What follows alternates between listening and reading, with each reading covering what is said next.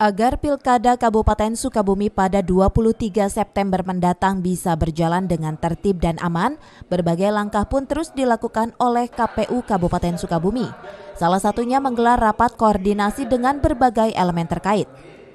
Selain itu, KPU Kabupaten Sukabumi juga telah melakukan seleksi dan penjaringan secara ketat terhadap para anggota PPK.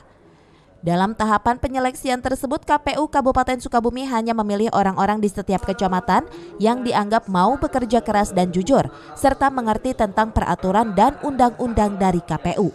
Para anggota PPK yang telah resmi dilantik akan diberikan tugas sebagai panitia pemilihan di tiap-tiap kecamatan pada saat berlangsungnya pemilihan Bupati dan Wakil Bupati Sukabumi 23 September mendatang. Rekrutmen PPK itu kan maksudnya kita menyaring ya putra-putri terbaik di Kabupaten Sukabumi, basisnya kecamatan gitu ya, dengan tahapan-tahapan yang kita lakukan baik administratif, tertulis ataupun wawancara. Jadi nanti outputnya yang benar-benar bekerja, serius bekerja, sama-sama mensukseskan atas instruksi peraturan undang-undangan. Untuk mengamankan pelaksanaan Pilkada Kabupaten Sukabumi, KPU Kabupaten Sukabumi pun akan menggandeng pihak kepolisian dan TNI.